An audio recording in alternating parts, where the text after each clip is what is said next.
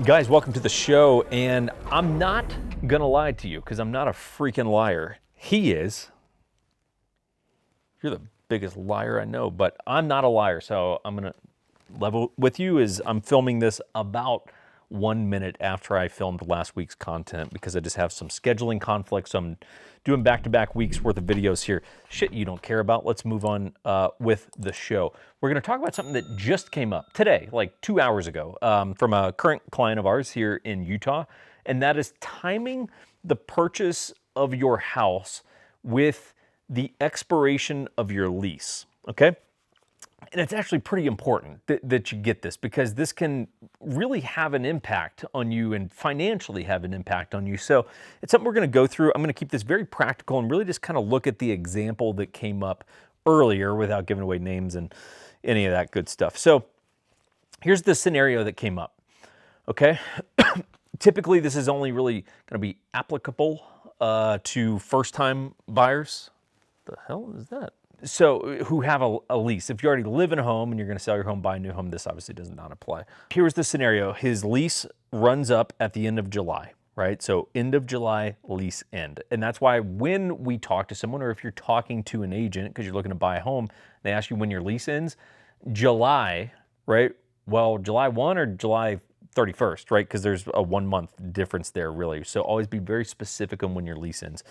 His lease ends at the end of July, and we were looking at homes now. Now, he went and he talked to his building today and said, hey, if we get we're looking at houses, if we get under contract, how does that work with our lease termination? And they were going to charge him like 10 grand and some stupid bullshit, right? Like, oh, well, it's going to take us 4 months of rent payment to lease it out. And then they have these considerations, they called it, which is like prepaid utilities and all this kind of shit. It's gonna be like 10 grand, right? So the truth is, having a 10 grand bill to get out of your lease on top of now a mortgage payment, it's gonna be either not feasible or just not smart for a lot of people. So we really have to time this out. And here's where we came to and try to just think about how this may apply to your situation. A very important thing you need to understand is that you pay your lease you pay your lease payment in advance. What that means is on April 1, you pay your rent for April, and then you get to live there that April because you paid your rent.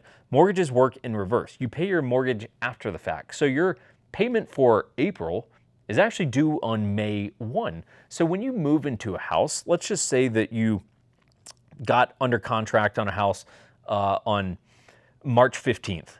Your first payment is actually going to wind up being on May 1st, right? It's actually on the 1st after the first full month that you lived in there, right? So April's the first full month. Therefore, May 1 is your first payment, right? So if you sort of apply this to the example of timing this around when your lease ends, here's where we came to, which is, hey, let's press pause on looking at anything until April 1. Because as soon as April 1 rolls around, if we're shopping, and let's just say April 15th rolls around and we get something under contract, cool. Well, that's going to mean that we're going to close on May 15th, for example. If we close on May 15th, that's going to mean that July 1st is your first mortgage payment.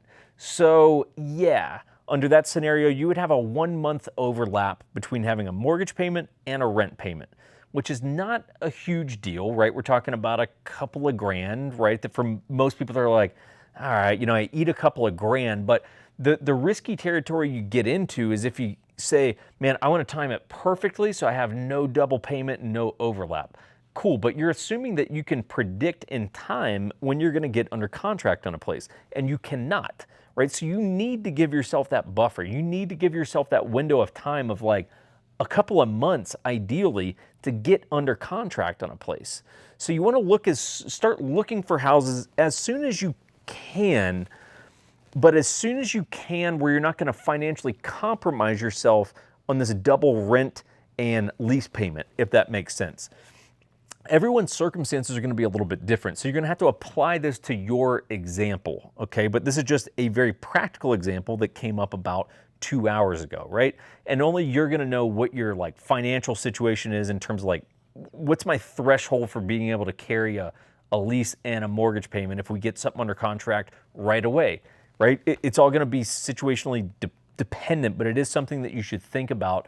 And I would highly recommend that before you start the home shopping process, not like getting pre-approved and stuff like that, you can go ahead and knock that out. But before you start house hunting, go talk to your apartment or building or whatever manager and go, hey, my lease ends this date. If I needed to get out 60 days early, 90 days early, whatever, how does that work, right? Know exactly what those numbers are so you know what your situation dictates in terms of when you can start looking. So that's that, guys. I hope that helps. It's one of those things that we have conversations with clients about that, but I've never brought it to you guys.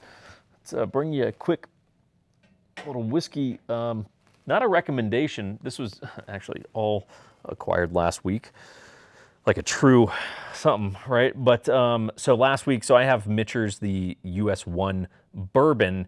I also have their rye, and I'm still actually struggling to understand this. So they have their Mitchell's small batch and it says US 1 like the other one, but then it says unblended American whiskey, and I cannot figure out what, so what is this versus the bourbon one? Because to me, I'm like, are they the same, or is it just that this is maybe a different mash bill, so it doesn't qualify as bourbon, but obviously it's whiskey? I don't know. I'm actually intrigued by this. I'm gonna have to watch a review or do some homework or something. I might have to go watch some YouTube videos myself to figure out exactly what I have here. I'm collecting Mitchell's whenever I can find it because it's just damn good.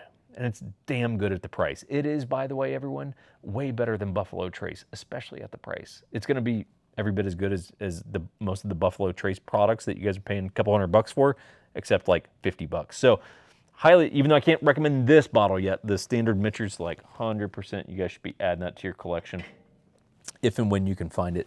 Beyond that, real estate help, if you need it, let us know. He does most of the showings, home inspections. If you need your rug peed on, he's the guy that does most of that stuff. I'm just there as like a ceremonial figure, really. He's the one that does most of the work, writes the contracts, all the negotiation, the hard negotiation. He bites people if they don't accept the offers, all that kind of shit. Anyway, I hope you guys are doing well. Take care. We'll see you in a couple days.